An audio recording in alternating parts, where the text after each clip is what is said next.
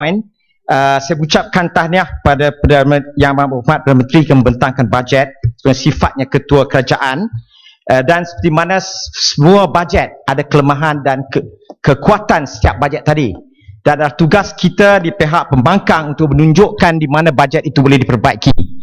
Dan terus terang saya nyatakan bahawa dalam bidang yang dekat dengan hati saya, itu kesihatan, saya merasa sungguh kecewa kerana tidak ada langsung apa yang disebut preventive medicine dengan izin pencegahan penyakit. Ke negara kita menghadapi seperti yang saya sebutkan ucapan saya pertama, ledakan penyakit kardiovaskular, ledakan penyakit tidak berkaitan, tidak berjangkit, non-communicable diseases, dan itu sangat-sangat serius. Dan itu nampaknya tidak diberi perhatian langsung dalam bajet ini.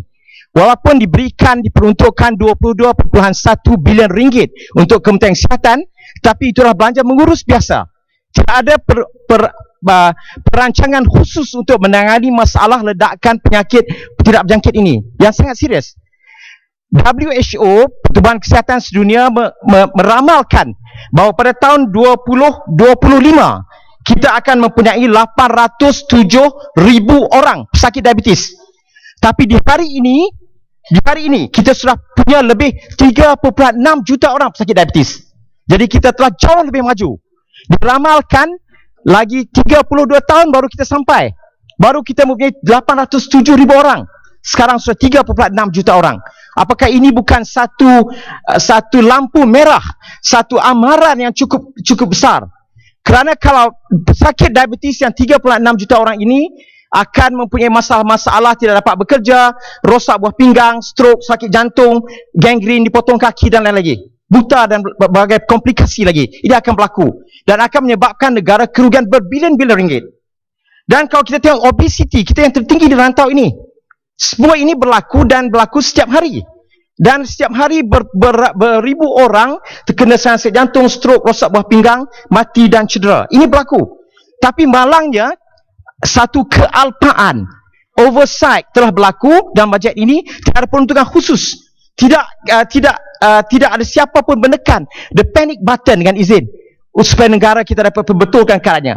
Jadi ini perlu diperhatikan balik. Saya harap Yang Berhormat Perdana Menteri selaku Menteri Kewangan akan membetulkan keadaan ini. Dan saya perlu menyebut bahawa sedikit tentang pengurangan subsidi gula kerana berkait dengan kesihatan. Saya perlu memperjelaskan beberapa isu. Pertamanya, gula putih, the refined white sugar dengan izin dikaitkan dengan berbagai penyakit, itu adalah fakta. Saya tak nafikan. Sebagai doktor dan sebagai orang yang membaca tentang perkara ini, saya tidak nafikan. Bukan sahaja diabetes, tapi sakit jantung, stroke, sakit buah pinggang, kanser, berbagai penyakit. Itu diketahui. Kerana julat bagi kita untuk gula putih itu sangat sedikit. Jadi perlu bahkan sedikit saja. Tetapi kalau kita cuba memperbaiki keadaan kesihatan rakyat dengan hanya mengurangkan subsidi tanpa melakukan dua perkara lagi, maka matlamat kesihatan itu tidak akan tercapai. Pertamanya mengenai isu hidden sugars, dengan izin gula-gula terselindung. Mengapakah Amerika sakit? Amerika kena diabetes, darah tinggi, stroke dan sakit jantung? Kerana setiap warga Amerika menggunakan 22.7 camca teh gula sehari. Tapi bukan dengan minum, terselindung. Kerana gula digunakan dengan meluas dalam industri makanan sebagai preservatif, pengawet. Digunakan dalam pembuatan hampir semua makanan proses. Dan itu berlaku. Kalau kita hanya mengurangkan subsidi gula, naik harga gula, maka kita hanya memedihkan kehidupan rakyat tanpa mencapai matlamat kesihatan. Isu ini perlu diatasi. We have to address this issue properly, dengan izin. Kerajaan bersedia duduk dengan, minta maaf, mohon maaf tak ada masa. Kerajaan perlu, jangan laju sangat. Kerajaan perlu, jangan macam sebut. Please. Kerajaan perlu bersama dengan segala pengilang, pemproses makanan dan duduk berbincang dengan masalah isu hidden sugars, gula terselindung. Itu sangat penting.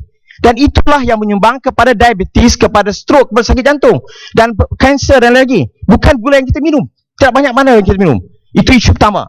Keduanya, kesedaran itu perlu diberi dengan cukup mantap.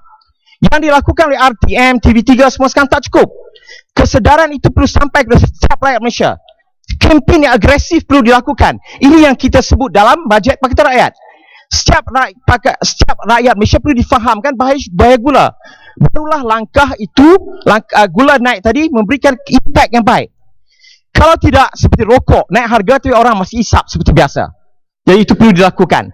Dan untuk itu, untuk mencegah penularan penyakit tidak berjangkit ini, diabetes, obesiti, sakit jantung semua, maka kita mengesyorkan dalam bajet Pakatan Rakyat yang saya terlibat menyediakannya, dilakukan saringan massa, mass screening dengan izin. Dan ini ialah untuk kita mengesan orang-orang yang berpotensi menjadi diabetik, menjadi darah tinggi, mendapat penyakit itu. Kita kesan awal dan kita berikan counselling, kita intervensi dengan izin. Kita bagi ubat dan kita ubah cara hidupnya supaya tidak berlaku penyakit tadi. Dan yang telah ada penyakit, maka kita lakukan sesuatu intervention yang boleh merubah faktor risikonya, supaya orang yang ada diabetes tidak terus jadi rosak buah pinggang, tidak kena stroke, tidak kena sakit jantung. Dan itu kita propose dengan cukup baik dalam bajet Pakatan Rakyat. Semoga ini dapat dimanfaatkan oleh Kerajaan Barisan Nasional. Kita syorkan umur 35 tahun atas sebab yang kita beri, panggil dan buat mass screening. Maka dengan mengelakkan, mencegah, minta maaf penduduk, minta maaf. Kawan. Please. Kawan boleh. Kawan baik saya. 10 saat. Masa. Dan ini akan mengelakkan daripada jadi komplikasi dan dapat menyelamatkan banyak wang rakyat. Itu sure kita. Ya, memang kawan baik saya masa 80-an dulu sampai sekarang. Sama-sama doktor. Daripada 20-an, tapi sekarang dia dah 50-an, saya baru 30-an. Jadi kan, itu perkara yang perlu diberi perhatian yang cukup khusus. Khusus untuk itu, dan kerana saya dimarahi oleh orang-orang tempatan, saya tak sebut cakap kesihatan, tak sebut tentang masalah, maka terus saya sebutkan tentang dua perkara, dua isu besar di Kedah sebenarnya, terutama Parlimen Kuala Kedah. Pertamanya ialah tebatan banjir. Saya berharap sangat dalam baru-baru ini dalam ucapan Perdana Menteri bahawa dia akan menyebut tentang projek tebatan banjir di utara Kedah, di kawasan Kota Star dan Kuala Kedah yang telah tertangguh lama. Tebatan banjir ini dimulakan, kemudian tertangguh berkali-kali dan tak cukup dana. Malangnya yang berlaku ialah sekarang disebut pula projek tebatan banjir di Kuala Muda, satu kawasan yang lain. Saya nak mengingatkan pihak kerajaan bahawa menangguhkan projek ini daripada selesai merugikan semua pihak. Bukan sahaja rakyat susah, tetapi apabila berlaku banjir, padi rosak, sawah rosak, kerajaan sekutan perlu memberi ganti rugi juga ratusan juta. Dan projek ini hanya memerlukan lebih kurang 400 juta saya lagi untuk menamatkannya, untuk menyelesaikannya. Jadi semoga kerajaan dapat memberikan perhatian khusus pada projek ini.